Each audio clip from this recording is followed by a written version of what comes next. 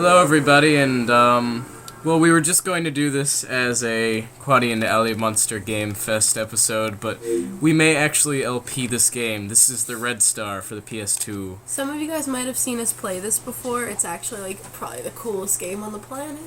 Yeah, it's a really fun, shoot-'em-up, beat-'em-up hybrid kind of game. Especially if you find, like, really get to know some of the enemies, like the No! Yeah. You've probably heard us referencing this game like a million times before, especially with Troika. If you've been on any of our streams, then most probably. definitely. But yeah, very fun game. I think I'm all connected. Yeah, you're connected. Woo! Okay. Alright. So, Alright. takes a little while for it to start up. So pretty much this is It's like an alternate dimension Soviet Union. Russia. Wait, let me just read the back of the box to you, because it's so ridiculous. The Red Star tells the tale of an alternate Russia, the URRS, where massive technology and futuristic weapons are wielded by its army, the Red Fleet.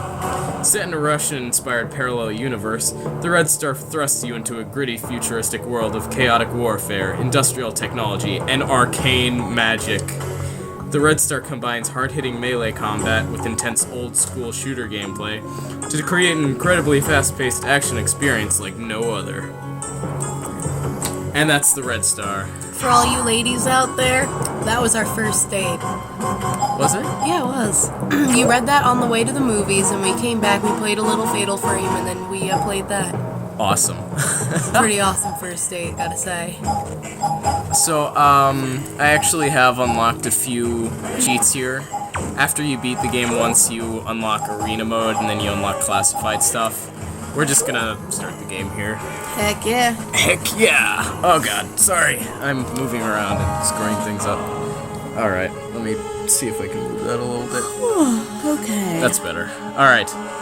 So, new game. 2-player. Of course. Continue with save.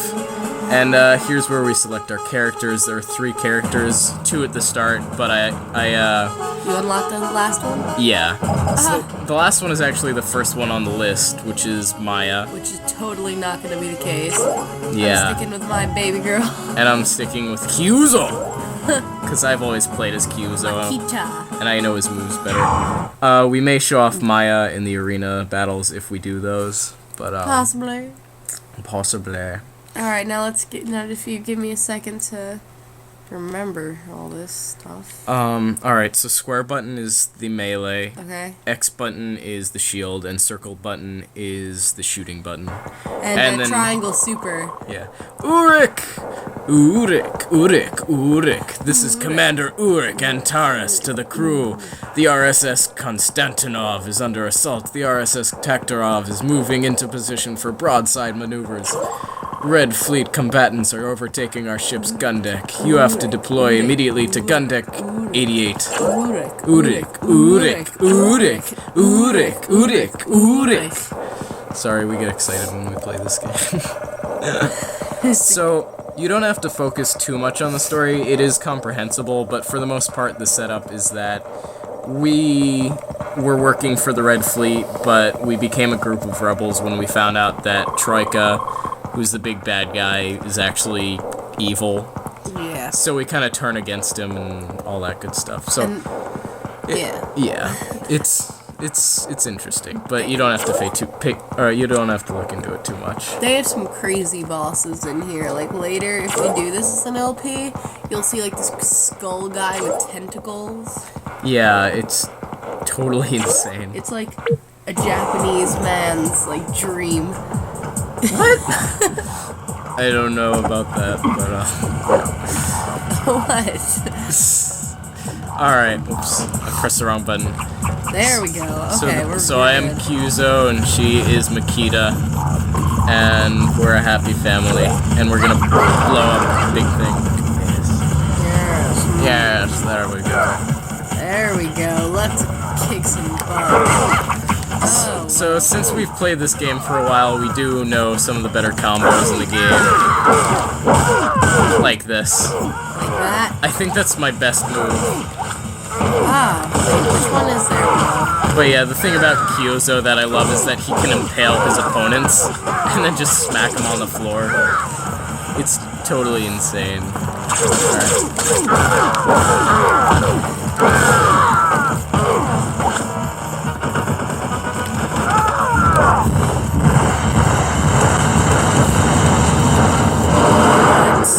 Oh my. This has been a while. Yeah. Alright, so this is talking about the heat meter. On the bottom you can see that little gun sign. As you shoot it fills up with orange, and when it fills up to the top your gun overheats and you can't use it until the bar goes back down. Churn the butter! And with the X button you can shield against enemies. And that works a lot better for melee attacks than for I just shoved them off the side. Yeah. I think this is one of the only stages where you can do that. I think they fixed that in the later stages, so you can't just throw guys off. But it's fun. I know. So that's talking about locking on and using melee attacks. Lets you do special attacks like the impale moves that I can do, or the dash moves that you can do. Yep. Yep. So this guy has a shield, and you can't shoot shielded enemies. You can only use projectile attacks, which is a little bit weird because that contradicts the rule made that it's much better to use your own shield for melee attacks than for projectile attacks. But it does come into play because since this game is a bullet hell game, in some situations, mostly the bosses, that would make things a little bit too easy if you could just block everything. So it's more used for melee attack blocking than projectile attack blocking. But yeah, I think they mentioned this thing earlier. It was like a trans-dimensional thingamajig or something. I don't know. Yeah.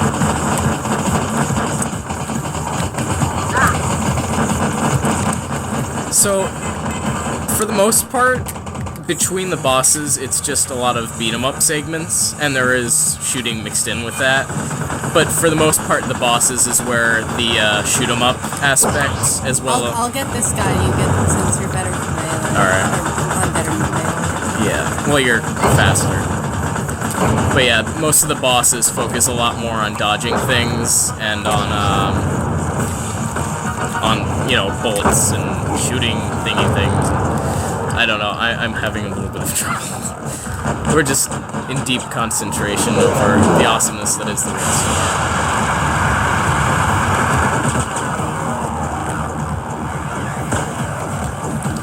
Alright, here we go.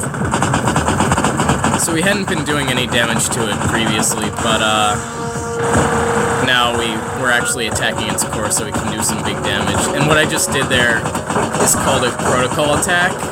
And if you press the triangle button, which is what Ellie's doing right here, you can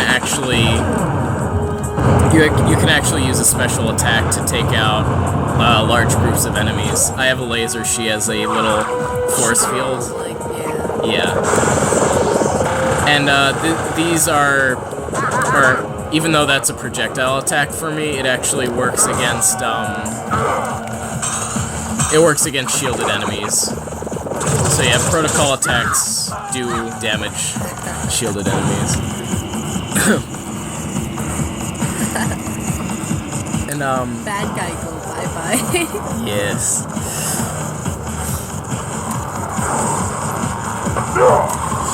It's my buddy!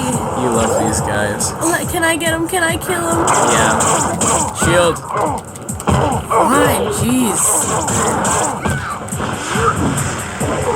I'll just stand here. Whoop.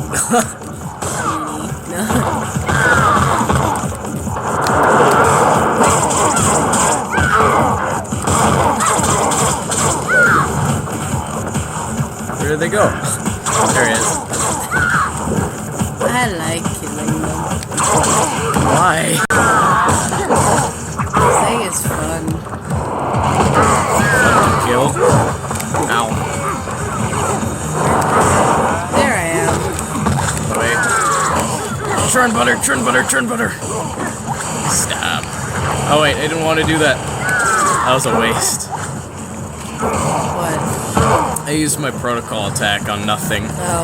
while he was getting up, so he didn't even get hit or anything. It was a bit silly of me. I tend to save protocol for the bosses. Yeah, it's a good idea to save the protocol for the bosses. You don't really need to use it on minor enemies. I mean, if you're far away, then it's okay. Yeah. Or if there's a large group that you want to take care of. Yeah. That actually does come into play later on. You want to be very careful against large groups of enemies, because they can take you out very quickly. And by the way, those little circles that you'll see occasionally, those are a lot. Yeah. Ow. I didn't remember that. Me neither. But yeah, that little circle that appears when we start to aim in a certain location, that's our lock-on.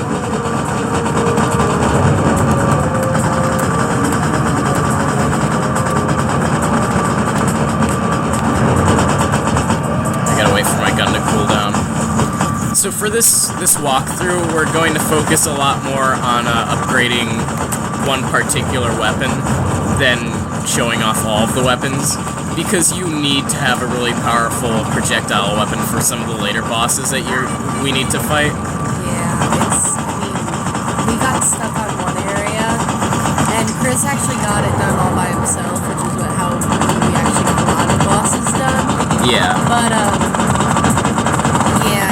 it's really hard to do with a melee-based character. Because later on, it's not even like a certain pattern in the bullet hell. It's just like total chaos, and you have to be able to deal with that. And I'm not the best at bullet hell games, so trying to deal with that it can be pretty tough, especially with the later bosses. All right, so that's the next boss down. We're both at 100 again. That's good. And here is the final boss. What? I forgot this. Basically, oh god, he's using his... When he does that, you want to stay away from him, but when he does his normal melee attack, you want to shield. Or you can just attack him. And then you want to counter him. Like that? Like that. Stay away from him. I think he's gonna do his... Yeah, he's gonna do that. And now we can go in, block. Or that. Or that. That works fine too. And what's really cool with Makita is that if you shield and then you press back, she'll jump backwards. Yeah. Yeah, Kyuzo can't do that. He's not the most versatile character. He's not coordinated enough. No. That works. Wait, I can't get him. That works. Overkill.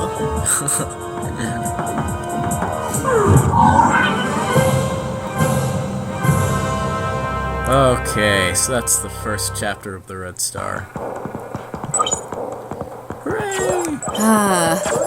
So after each stage you get a grade, and with that grade you get a certain number of points, and with those points you can upgrade stuff. I think what I did on the file that I beat the game with, I focused on getting the guns, or I focused on the armor first, then getting the guns, then raising my melee power. So I'd say start out with your armor. This? Yeah. What about this? That actually isn't very useful. Just because, I mean, it does pay off sometimes, but your health goes up so slowly. Yeah, it isn't really worth it. You mean like the one that I had with the melee? Yeah, it's a cool feature to have, just because draining health is a nice way to get back health, because this game doesn't give you health very often. Yeah, only 2 times, like... One or two times per stage. So yeah. Alright, so that's the first episode of the Red Star. Oh yes, I'm glad you enjoyed it, darling. Yes. So, I don't know if we're actually going to do an LP of this. Allie's tired because we've been playing a lot of games, so I think we're going to take a break. Well, we can do another one at, like, another level if you want to. That's okay. But, yeah, we're going to stop for now, and next time we'll hopefully be a little bit more lively, and, we'll see you then. So, thanks for watching, everybody. Bye. Bye.